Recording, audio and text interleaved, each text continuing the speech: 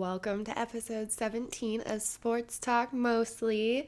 As most of you probably expected, I am going to start the episode off with a quick recap of the women's NCAA tournament.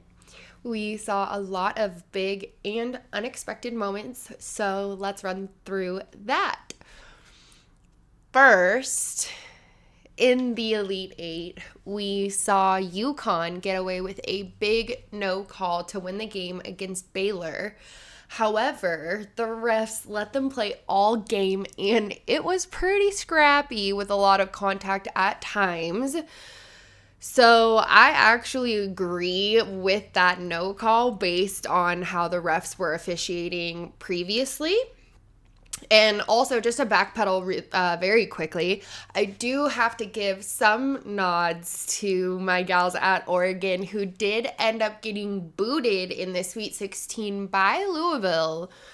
However, Sedona Prince on that Oregon squad was one of the players who had some viral TikTok videos that helped bring to light some of the disparities with food at the hotels and the weight rooms in the women's tournament compared to the men's. So I wanted to make sure to include just a little bit about Oregon as well because of that whole storyline.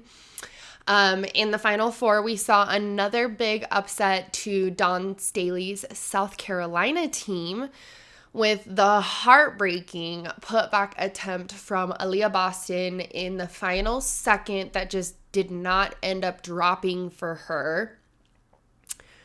Also, in the Final Four, we saw UConn's lack of experience finally get the better of them, as Arizona played the trap very hard on Paige Beckers and Kristen Williams and were able to get the win.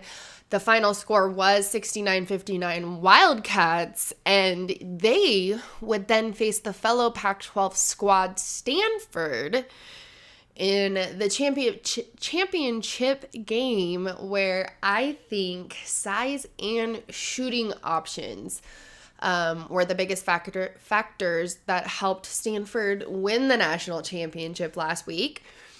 As we saw Aari McDonald being double and even triple teamed throughout most of the game, it seemed like she was never quite able to find a consistent second option, as we saw exactly in the final play of the game.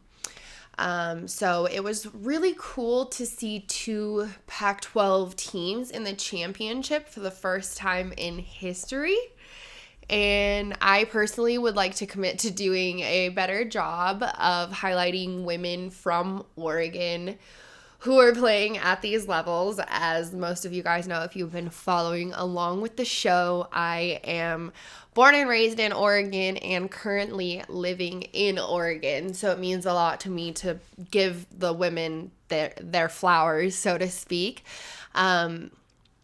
Unfortunately, I didn't even know until the tournament that Evina Westbrook with UConn is from Salem. Cameron Brink at Stanford, who was the number 3 recruit in the nation in 2020, is from Beaverton. And Ben Duyini at Arizona is from Portland, Oregon. So do be expecting some more high school recruit coverage from me in women's basketball in the future, and especially more coverage of these women whose names I'm talking about now. I definitely kind of regret not knowing more about them. To my credit, though, Evina Westbrook was frequently noted as the quote, I'm air quoting, as the transfer from Tennessee. So I'm kind of upset with the media that they weren't fully expanding on her background and only referring to her as a transfer from Tennessee. So hopefully we can get those things more accurately covered and reported on in those big games. Moving on, also in women's sports, though, we had the reveal of the new WNBA Rebel Edition jerseys, which were and are a huge hit throughout the league supporters on social media. Obviously, lots of conversations on Twitter. I saw some numbers, and I think there was something like 76 million retweets and interactions with the jerseys. So kind of a little fun fact tidbit there about the social media coverage that these jerseys were able to create. The jerseys are especially historic because they include a full warm-up and travel set for each team, which has never been done before in the W. Those launch sometime in the coming week or so. I think I saw a date about the 14th, if I'm not mistaken. And we definitely want to be on the lookout for that news so we can all keep showing love and emptying our pocketbooks for these women and the league they play in. In addition to the jersey release, the 2020 WNBA draft is on April 15th, and we will see several young women who made a big impact to their teams in the tournament get to hear their names called as they sign their first WNBA contracts. So make sure to tune into that. It's fully virtual, the draft this year, to find out where key stars like Ari McDonald and Dejanay Carrington from Baylor end up. So that concludes the quick women's basketball recap and news segment. I don't want to make you wait any longer for the fun interview with Dia Miller. You probably know her from the Dave and Dia podcast with Blazers Edge on SB Nation. And if you don't, you should absolutely search their show the next time you're looking for something new to listen to at the gym or on your morning commute. Thank you, as always, for listening and for your support of Sports Talk Mostly. Enjoy the interview with Dia. Okay. Hope you all are ready for episode 17. I have the wonderful Dia Miller. I hope you guys stopped to check out the secret segment with her. We definitely went super in-depth on all 10 topics, so definitely go check that out, learn a little bit more about her outside of the sports world. And thanks for listening, as always. So let's get into it. There's a lot to talk about. Obviously, the trade deadline just happened. It's been a crazy couple of seasons with the bubble and not in the bubble and all of this stuff. The one main reason I wanted to get you here on the pod was because of a story you did a few months back. I guess it was like 5 or 6 months back now. I forget that we're all the way into March and it's not. I know. Where did the time go? So you did a piece about brothers in the NBA. I think that's what you actually called it, was brothers in the NBA, right? Yeah. So it's I work for a company called Swish Cultures. It's a sports media company. Mm-hmm. They have a very high presence on Instagram, on social media, right, and a lot of highlights and things. It started out. It was formed by 2 overseas basketball players. They created it initially to kind of highlight overseas basketball because, especially here, you don't get to see a lot of that. Right. And there are some incredible players that play overseas. That's so true. Yeah, and so they created this, but it's evolved into more than that. Now it's obviously takes on, the NBA, the WNBA. It's just basketball in general. That's so cool. It's super cool. So I've been working with them, and there's some movement towards written stuff. This is a new thing for them. Cool. So this actually is not even out yet. We're still, interesting. Yeah, so we're still working on it. It's coming out. But it's a series of articles that I'm writing based about siblings that play professional basketball. So it's kind of evolved because there are also women in the NBA. There are also people that are playing overseas that are siblings with people that play. Right now, we have a record number of siblings in the NBA. Yes. There's so many sets of brothers in the NBA right now, and that just kind of fascinated me, and I'm like, we gotta look into this. Yeah. So that's what we've been doing. So after meeting with the players that you have already for that piece, would you say that after hearing their stories and the thing about their upbringing and their relationships outside of basketball, would you say that having close ties with somebody else in the league or somebody else in another league contributes at all to a player's development and coachability? Yeah, for sure. I mean, first of all, like when you're a kid and you're learning these skills and you're, figuring out that you love this game, you've got someone else to play with all the time. All the time. And it's not like, I mean, I watch my kids and like my daughter will try to play with my son, and like the skill level is like night and day. Yeah, and neither one of them really is all that skilled. But like they're on a different level. When you have two people that both really love the sport and you're pushing each other and you're challenging each other, you're obviously going to get on a much higher level much quicker than if it's just one person, learning on by themselves.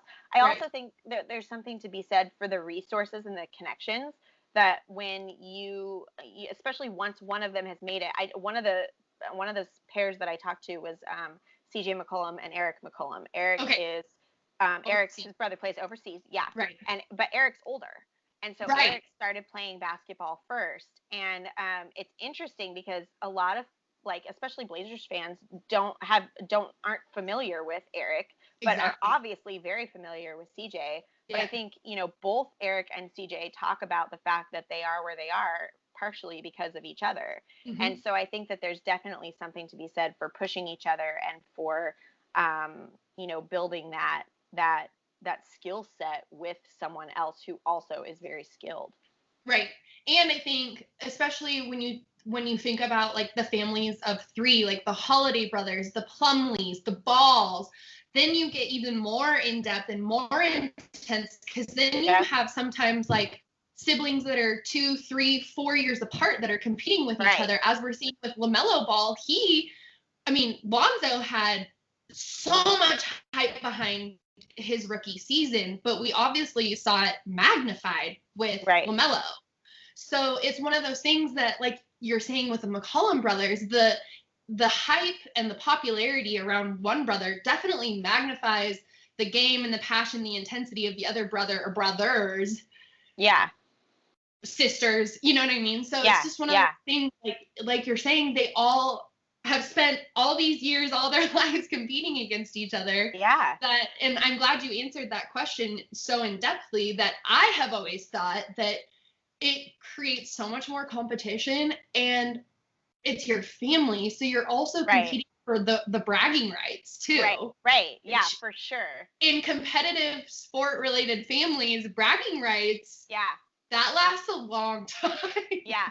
Yeah, for sure. And I don't want to spoil it completely, but there's some stories about that will be there, and it's fun. It's fun to listen to that because you can hear them even now as adults talking about things that happened when they were kids and how that these are adults with successful careers in professional basketball, and they're talking about a game they played one-on-one with their brother when they were 17 and just and getting just as like into talking about that as talking about some big game winning moment or whatever.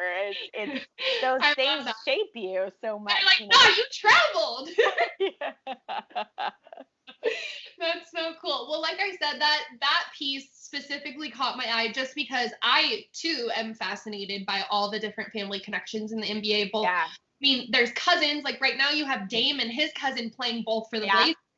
Yeah. You know what I mean? So it goes so much deeper than being teammates. Even parents and children. Like, I mean, we obviously are still mourning the loss of Gary Trent Jr., but like his dad played for the Blazers. You get and you see that within the NBA, whether they played for the same team or not. You see guys that are in the league now that their dads. You know what I cannot wait to see, and I'm hoping Michael Thompson and Klay Thompson. Shout out Blazers. Oh yeah, there you go. But one of the things I cannot wait to see that I really, really hope we get to see, and I feel like we're going to, is LeBron and his son playing in the league at the same time. Yeah. Yes, I think all of us are waiting for that, and I actually like somewhat get offended when people are like, "Oh, Lakers won the championship. Bron's done after this year." I'm like, you obviously don't know anything about LeBron because his is 3 years away from the league, and if you don't think that he's going to stick around to Yep. at least see if his son is in draft position, you're crazy. Well, yeah, it's going to be interesting to see how that whole scenario plays out. But I definitely think, especially looking at the skill level that he is still playing at, barring some career-ending injury, which of course we don't wish on anyone, No, like right. that man will still be in the league when his son comes in, because he's not slowing down. And I mean, you look at some of the veteran players on teams, and they've continued to play even at a much lower level than they played, you know, in their prime. And LeBron is not at that point yet. Like, he's still playing. Yeah, he's still playing a fantastic game. And so I think he is nowhere near leaving. And I think it's going to be really interesting to watch, because I definitely think, you know, whether that will be said publicly or not, he's going to do everything he can, which you're right. He's 3 years away. Like, he's going to do everything he can to stay in the league until he can play with his son. Technically 2 years away. I mean, his sophomore season is ending in 2 months. You know what I mean? So. Yeah, but then they have to go for a year before they can. So after they graduate from high school, there's a year that they have to be out before they can be drafted. That rule ends in 2022. It does? Yep. Wow. Okay. Yeah. Well, that changes the game. That really? I didn't know that. Yep. That rule ends for the 2022 draft class. So like Imani Bates, Bronny, I think even Jalen Green, all of those dudes will be eligible to forego college and go back to, they're going to go back Kobe and LeBron style. Yep. Wow. Okay. All right. Well, then, he's just a couple years away. Yeah. So Bronny actually, like I said, if he stays, you know, I mean, Sierra Canyon, where Bronny goes to school at, just won a championship. Right. So if they keep this momentum up, it's almost a no-brainer that Bronny will be at least in like the top 25 of that draft. This is maybe a controversial take, but to me, if I'm a team drafting, I'm looking at taking him simply for the fact that I might have a shot at getting his dad on my team. Exactly. Not to say that he is not talented, and I think regardless of where his skill level is when he goes into the NBA, he's going to improve. He's got every resource at his fingertips.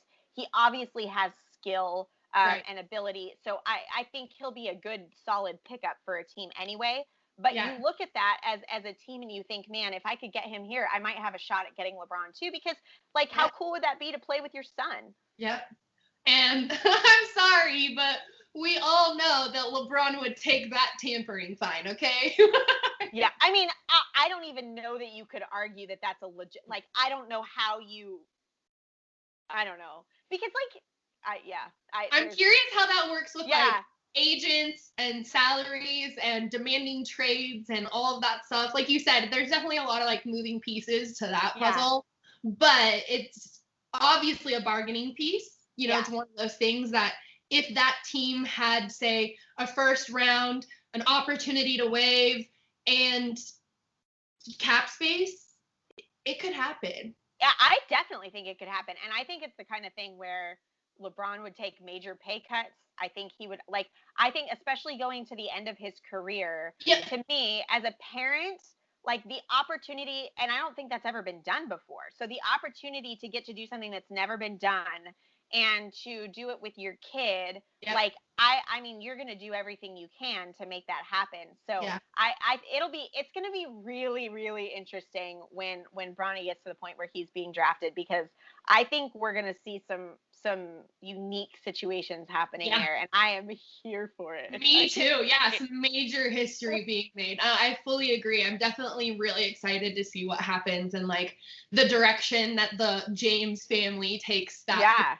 opportunity. Because for sure. I think it would be more shocked if we didn't see at least an attempt for it. Right. Then you know what everybody's thinking. Like, if we're thinking that, everybody's thinking. Like, nobody's like, no. I mean, the people that do this for a living, like, they're thinking of every scenario possible. There's no way they miss this. Like, there's no way someone's sitting there thinking, well, like, you know that this is in their heads. You know it is. Yeah, it has to be. Like you said, if we're thinking about it, we're not a part of scouting. We're not a part of management. It's not our job to think about this. Like, they're thinking about it for sure. For sure. Yeah, definitely. So, speaking of doing things with your kid, I'm glad you kind of went down that road because there was actually a story about you and your daughter watching WNBA together for last year's Wubble. Yep. And your daughter was watching Sabrina, and she asked you a question about playing basketball, and I quote, "Even though I'm a girl." Yep. So tell us what happened after that, and what does your daughter think about basketball now? Is she still interested? Does she still watch with you? All of those things. Tell us. So the backstory on this, because the post went viral, like pretty majorly viral, and ended up on ESPN and Bleacher Report and all that stuff. Yeah, real quickly. And so, and I got a lot of backlash. And essentially, essentially people were like, well, because my profile is like me with a basketball, and it tells like I obviously work in this industry, and so people were being really critical, like this, like saying that I made it up, because how on earth would my kid not know she could play and whatever. And so the backstory on this is the WNBA, and I almost am ashamed to admit this, but I'm fairly new to watching the WNBA. Right. I grew up watching the NBA. I grew up watching, men play. The WNBA wasn't always as easily accessible, and so it's not something that I was used to watching. Right. I love watching it now. I still don't know nearly as much about it because I haven't had as much exposure to it. But so most of what I have watched has been NBA. So that's what my daughter sees. She would regularly watch basketball with me, and she would see that it's all men playing basketball. Yeah. So I happened to turn it on one day when they were playing what was Sabrina's first game, I think, or something like that. I think so many of us were watching that game. Yeah. I remember seeing your tweet come across the timeline, and it was crazy. Actually, I don't mean to like interrupt your story, but it was crazy actually because my daughter was sitting here watching with me. And that was the first time that she also was watching WNBA. So I actually kind of got like personally offended when people were coming at you about like, oh, well, you work in basketball, and like, how is this possible? Because like you said, it's always been NBA, not WNBA. Right. So fully, I same sentiment, same situation, same time. You know what I mean? And so we're watching this. I have this game on, and she wanders in the room, and she kind of looks at the TV, and she sits down, and she's watching it, and she's like, "Mom, those are girls." And I said, "Yeah." And she's like, "But they're on TV." Like, I didn't obviously write all of this. She's like, "They're on TV." And I said, "Yeah." And she said, "But I didn't know that girls could play like on TV." And I was like, "Well, yeah, they can. There's a whole other league that's for women." And she's like, so like I could be a basketball player like on TV even though I'm a girl." And I was like, "Yeah, you can." And it's so interesting because these are the kinds of conversations that my daughter and I have regularly. Like, I remember being at an Angels game. She's a big fan of Angels baseball. She loves Albert Pujols. She calls him by his first name like they're best friends. Oh my God, so funny. And so we were on the way to the game, and we were talking about it, and she was like, "Mom, I'm gonna play baseball when I grow up. I want to be a baseball player." And I was like, Jules, well, that's really cool. I said, right now there aren't any women that play baseball professionally. It's just men. Right. And she goes, "That's fine, Mom. I'll be the first one." Like, she just assumed she could do it. So there was a part of me that was a little bit surprised to hear that reaction from her, because in my head, I've never realized that she's thought of things as being unreachable because she's a girl. And so it was very interesting to hear that. And I thought that was important. We talk all the time about how representation matters. Yep. And it's so stinking true for reasons just like this, because as a parent, as an adult woman who loves sports, who is aware of the fact that women play basketball, I would never have known that she wouldn't make that connection. It just didn't even occur to me. And so I think I've been a lot more conscious of that since then, and we talk about it more. I still watch more NBA than I do WNBA. Part of that is the nature of my job. Like, I do. And she still watches it with me. But we definitely talk. And I mean, anytime Sabrina comes on for anything, she gets all excited about it. Because then because the post went viral, Nike reached out and they sent some stuff to her, and they had Sabrina write her a letter. And so she got a letter from Sabrina, and it was super cool. But because of that moment, like we've had so many other discussions, like when there was a woman that kicked in a football game for the first time. Right. Like I Sarah called her. Fuller. Yep, I called her over and I was like, look, this is what's happening. This has never happened before. It's really cool. It's important to remember that just because something's never happened doesn't mean that it can't, doesn't mean that you can't be the one to do it. Right. And like and so I think that moment that happened totally organically has been a really good lesson for me as a parent of a girl that, right. I need to take these opportunities to show her that this is not a hindering factor. Right. And I think it's really easy to be judgmental of parents, especially if you're not a parent. But even if you are a parent, it's really easy to be judgmental of how people do things. Totally. And I think the most important thing maybe in life is being teachable at all stages of life and being willing to learn and grow and not be stuck in your way of thinking. And so I think for me personally, that's always a goal. I always want to be learning. I always want to be doing better. And I'm not afraid to admit that I haven't been perfect. And I've had, my kids should have known that there were professional women that played basketball. You're absolutely right, internet. Yeah. Congratulations. Like, yes, she should have known, but she didn't. And so do I, because of that, do I say do I just, you do better. You say, okay, like now I realize that, let's do better. Let's find ways to talk about this. And so she still loves sports. She's convinced she wants to play soccer. I'm like, really? I think you like basketball better, but and sometimes she'll be like, Mom, is it okay, like, if I don't play basketball? And I'm like, yeah, it's fine. Like, I'll recover one day, but even if she goes back and forth so much, like one day she wants to be a professional dancer, one day she thinks she's going to be a great basketball player. Like, she's 8. She's in that stage where she wants to be everything. Exactly. And she can be everything if she wants to be. And good for her for thinking that and like being on that wavelength. But she definitely still likes watching. She's a Blazer fan. She'll beg to watch games with me, especially if they're past her bedtime. She's like, can I stay up and watch?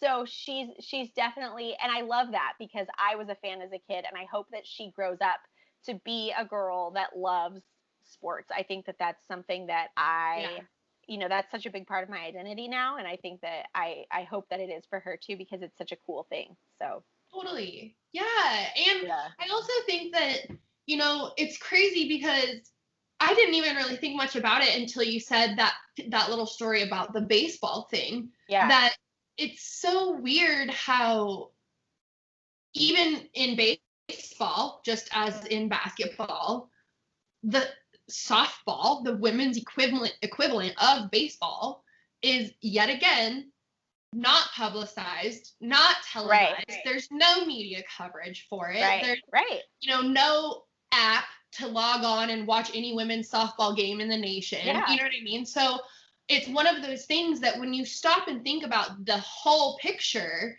that, as you said, you can't blame an 8-year-old or even the mother of the 8-year-old that she didn't realize there was WNBA and she didn't realize there's women's softball, because that's why people don't know. There's no coverage over it. There's no programs to pipeline kids who do have interest to say, hey, this is the local WNBA or the local softball team within 200 miles. And if you live in this area, come to this camp and you'll be connected with these players and so on and so forth. Like there are for so many men's soccer teams, men's football teams, men's basketball teams, baseball teams, even track camps.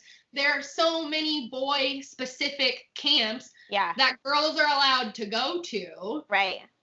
But it's not girl specific like it is boy specific, or even girl and LGBTQ. As we know, there's like an assassination on trans and LGBTQ involvement in sports right now. You know what I mean? So having those platforms and having those conversations is so important to other 8-year-old girls down the road, knowing that, I can't play baseball, but I'm going to go play softball. You know what I mean? And maybe one day, I can play baseball too. Exactly. It's one of those things too, where like you hate to, I don't know. I struggle with this because like I get how business works and I get how advertising works and I get how much like I get it. But also like give it a shot. Like invest in this, take a chance because you will be surprised how much it will, especially right now. There's such a push for this that I wish people would get on board because it would blow up right now. And once that gets it is blowing up, but I mean if investors and people would put advertising money into it and things like that, excuse me, it would be, I feel like it's at a point right now where it's about to just explode. And so this would be a good time to get in on that. Like there's a demand. There's a demand for it. And so if we could get, you know, the media to cover it more and get, you know, the I don't know. I just think there's so many opportunities here and there's so much demand for it. And I just wish that men weren't so negative. Domineering. Yeah. I feel like there's a lot of pushback. And it's been really cool to watch the NBA support. And you know, the guys wearing their sweatshirts and like really supporting the women and pushing for women to have that. And I think that that's so cool. So here's an example, since you mentioned your little story with her, I feel like it's an appropriate time to share this. It's sold out. Yeah, you took the words right out of my mouth. Sabrina, on the cover of Slam, which is a predominantly men's basketball magazine, sold out in minutes of it being live on the Slam website. Within like 30 minutes, this was sold out. It's insane, the demand for this. Yeah. I don't understand why people aren't getting, like, why do you not see this? Why do you not see that this is happening? There have to be people whose job it is to look at these numbers and to pay attention to this stuff. Like, why? And so, and I don't know. I truly believe that there are good people in this space. Yeah. And I believe that there are lots of good men who support this as well. Absolutely. And I think, you know, it's just, I really hope to see improvement with this because I think it's needed for so many reasons. I fully agree. So at least, you know, between the two of us, if we can encourage all the parents that we know to continue having these conversations with kids, boys and girls, that, you know, hopefully the future generations will be able to absorb and understand the fact that sports don't have to be gender specific. No. So, moving on, kind of switching gears a little bit because we obviously have to talk about the trade deadline. First question, there's a lot of questions that I want to get your opinion on, so get ready. I'm ready. First one being, did the Blazers miss an opportunity to add Aaron Gordon to the equation? Oh, this is such a hard question to just okay, let's break it down. Honestly, initially, I was really bummed. I was really hoping that was going to happen. I think it's really easy to, especially as fans, you watch this stuff blow up. And I think it's really easy for people to start placing blame, like, oh, why didn't they do more? Why didn't they? But the fact of the matter is, there's limitations for everybody. Right. If they can't come to an agreement and make it happen, if we don't have the resources they want, like, it's not like we can just say, yep, we want him, and then he's ours. There's so much more to it than that, and I think people forget that. So that's the first thing.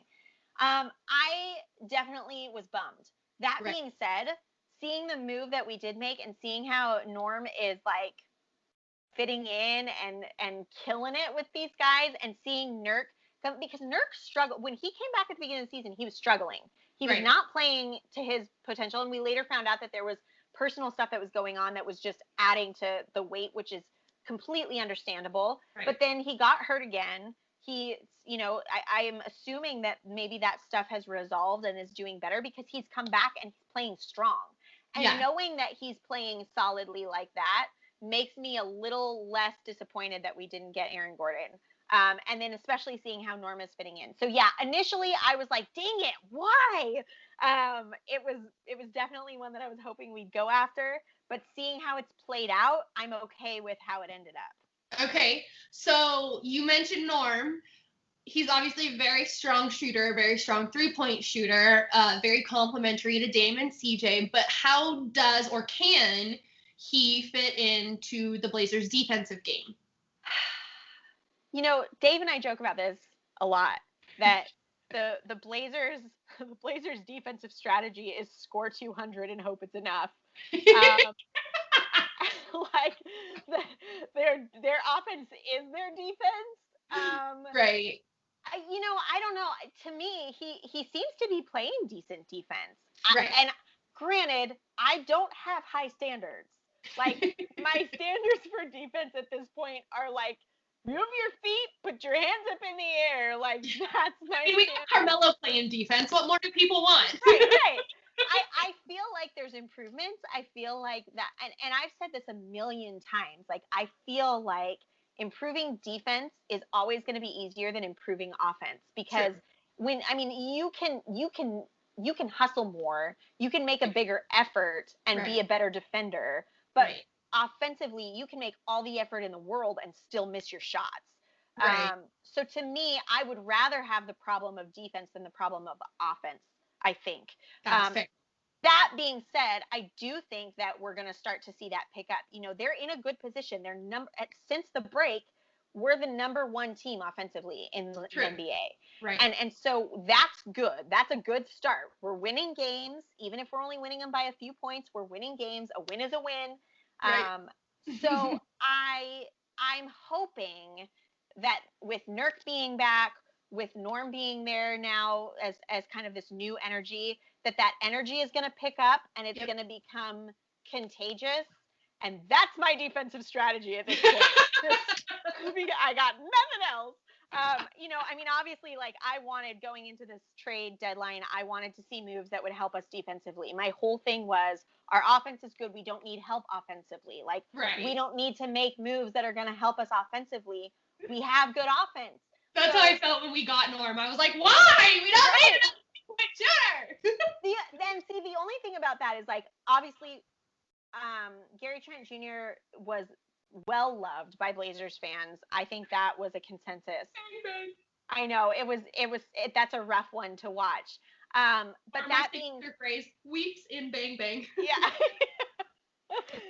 I think that's hard to watch as a Blazer fan. Anyone that you really like watching, seeing them in a different jersey is just odd and weird. So rough the other night. Like, Gary, you got the wrong jersey on. Yeah, you're on the wrong side.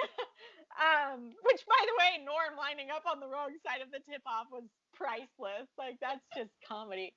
But I think it's one of those things where he's made some comments. I think Gary's the kind of guy that he's not dedicated to the city of Portland the way that some of the other guys are. Right. I think he's someone he's young.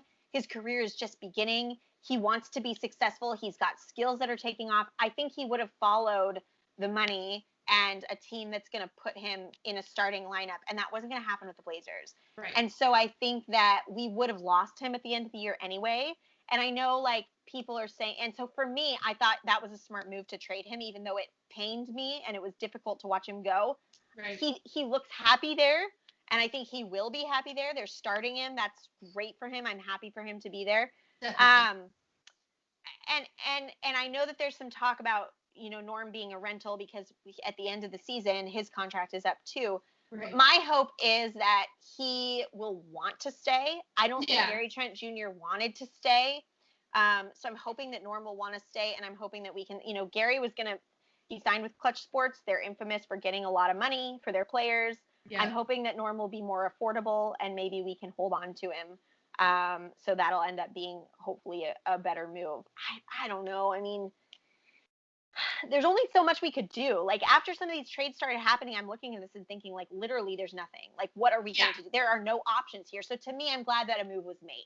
Right. Well, and I think that Gary came into Rip City from his rookie season knowing that Portland was going to be a stepping stone to that bigger contract for him. Yeah. Like you said, we never really saw him develop like that attachment to Portland and really like take ownership of being in Portland. Yeah. Obviously he embraced his teammates and all the people around him. Yeah. But I think that he went into it even 3 years ago knowing that I'm not going to be here a whole long time.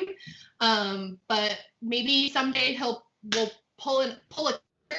Okay, sorry about that, you guys. We had quick technical difficulties, but as we were talking about, we definitely, I think, dodged a little bit of a bullet there with moving before we got tasked with either upping his contract or getting rid of him. Yeah.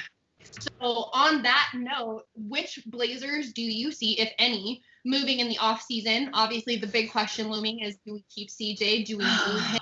So what are you anticipating, and what do you think might come of that? I don't think we're going to move CJ. I'd be shocked if we move CJ, and I don't want to move CJ. I think the fact is that CJ's more valuable to Portland than he is as a trade. I feel like CJ is one of the most underrated players. He's so good, and especially this season, he's come out and just put up record numbers. Yeah.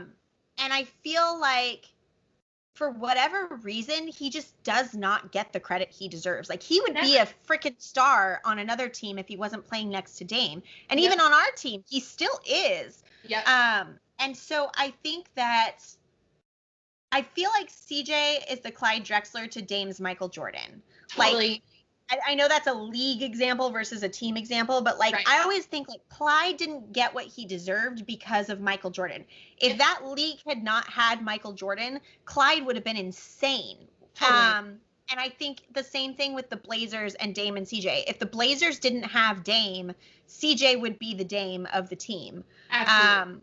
And I think the two of them together are solid. I think, for a lot of reasons, we will not trade him. And honestly, I think it's a good move, because I don't think we would. Who are you going to trade him for that's going to be of his value? Like, that's the thing, is you can give me a fair trade, where we're getting somebody who's going to be just as valuable to the Blazers as CJ, then okay, let's talk. But I just don't see that happening. I don't think he is going to be as valuable to another team as he is to the Blazers. I think if we trade him, we're getting something that's less valuable, in my opinion. Yes, so, I fully agree with that. And I think Neil is not likely to trade him. Him and Dame, I think, want to stay together. They've, their contracts, I think, are for similar times. I think they've done that on purpose. Yeah. I don't think he has any plans of going anywhere, and I don't think that the team has any plans of trading him. I don't know, man. I look at the roster that we have. Granted, we have 2 open spots right now. Right. That I'm hoping we fill. But I'm looking at the roster that we have right now and thinking, what the heck do we do? I'm really glad. This is the one job that I could, there are several jobs I couldn't do, but I could never do this job. I get way too attached. I can't, I'm going down the list of people and thinking, Zach, maybe, but how do you even do that? Because he's injured. He's not valuable as a current player right now. He can't play. So even moving him, that's not really helpful right now. I guess if he maybe gets healthy in the off season, I could see him moving, just because the team has established kind of this chemistry and this direction that they're going without him now. So I could see him being a piece that they move. Harry Giles, we've heard them talk about moving him. I love him. He's so much fun to watch. He's also obviously been injured. We haven't gotten to see nearly enough from him, but I think he's fantastic. I'd be sad to see him go. I'd be sad to see Zach go, honestly. I know. I feel like Rip City as a whole gets so invested and attached to every single one of these guys that, when you start really, really putting names on the chopping block, for real, we're like, wait, no, not him. And they're like, but somebody. We're like, but no, not him either. Right. It's you can't, it's like a little kid that is holding armfuls of toys that they can't quite hold and not wanting to share because they're all their favorites. That's how I feel about this team. I don't want to share. The same team for a whole decade and a championship. Okay. Yeah. That's all we want. I want a 30-man roster so that all we have to do is add and we don't have to let them go. Yeah, I don't know.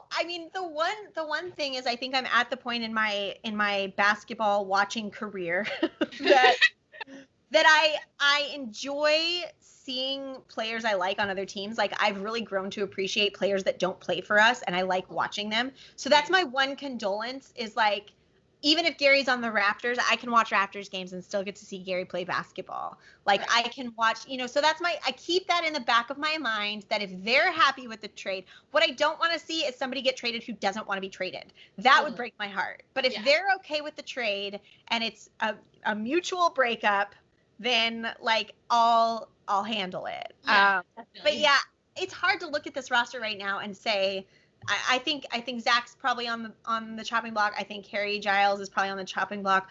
I think Derek Jones Jr. is probably on the chopping block, although I don't like it. I don't even want to say it. Let's keep that man forever and ever because like he is a national treasure.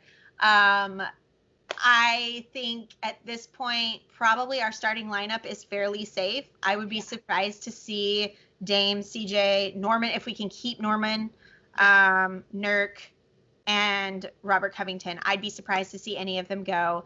I think Melo, as long as he plays, I think he'll end his career in Portland. I think so too. And I would like to see that happen. Me too. So I don't think he's going anywhere.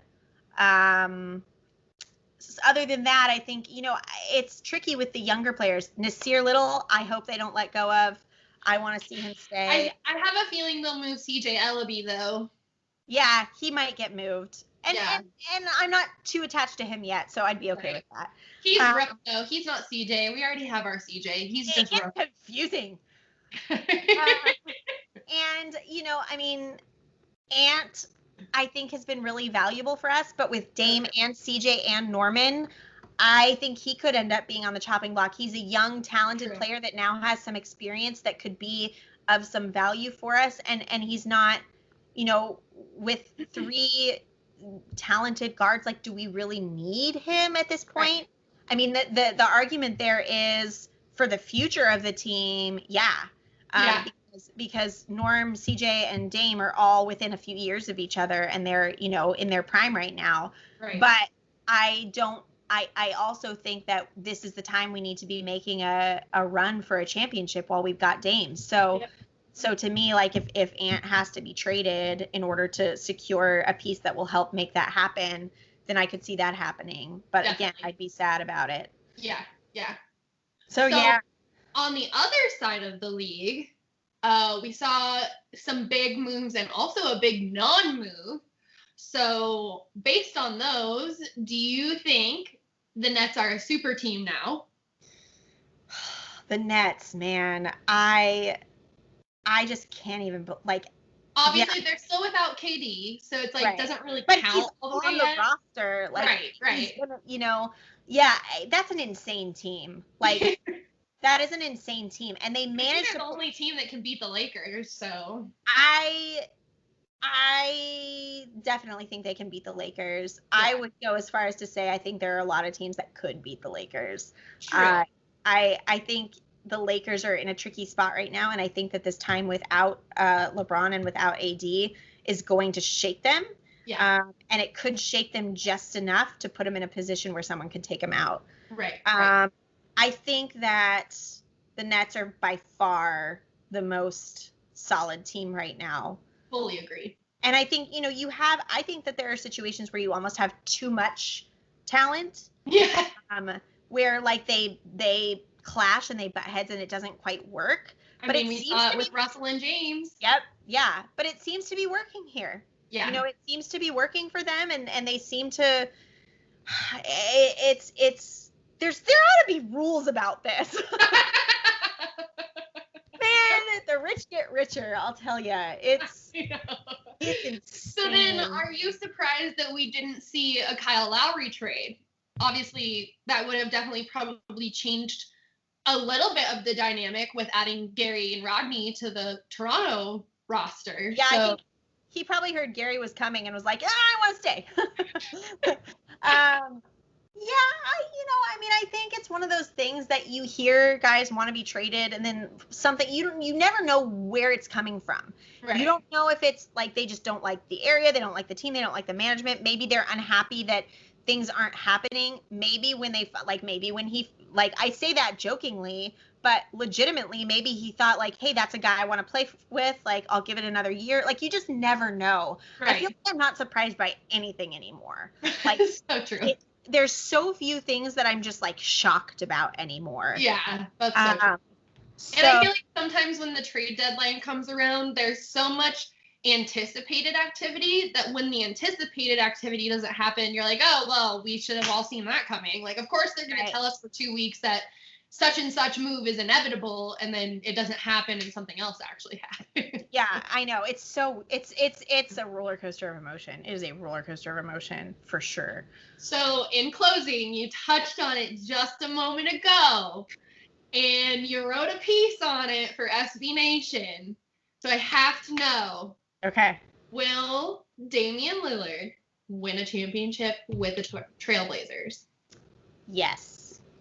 When? I think I Since you know so he's much. trying, Taylor. He's trying. I'm trying, Jennifer. I honestly think he will. I really do. And maybe this is just my optimism that I can't quit. I don't know. I just I can't. The drive that man has and his ability to push his team to the extreme limit when it counts, I just think it's gonna happen. It's gonna happen. And his ability to get the team over those clutch moment humps into like safe territory to win. He is so unprecedented at that. I think it's gonna happen. I really do. And I get flack for that all the time. But I mean, I'm legitimately someone who looks at this team this year and says, it could happen. It could. And I know that it's not the most likely thing. I know that it's not something I'd probably, go to Vegas and put odds on. But I don't even bet. I don't even know how to say that properly. But I wouldn't bet on it. But I think that in the time that we are in with COVID throwing everything off and whatever else, like I think it's anybody's to take right now. And I think that if they can pull it together and they can continue to, because right now they're kind of on this climb. And if they can continue that climb and improve their defense, because I think that can be done, if they could improve their defense even by like a third, they would be incredible. That's what's missing. Yeah. So I really think that some changes, some little changes that are doable could make this within our reach. So I don't know. We'll see. Norm's still new. I don't know. I think it's possible. Maybe not this year. Maybe next year. Maybe this year. Maybe 2 years. I think it's coming. So what you're telling me is, either way, keep the champagne on ice, because it's gonna happen. It's gonna happen. Maybe they're just waiting until we can all be together to celebrate. Hey, there you go. Thinking. We need to get fans back in mode ASAP. Yeah, seriously. Well, thank you so much for joining today. I appreciate your time.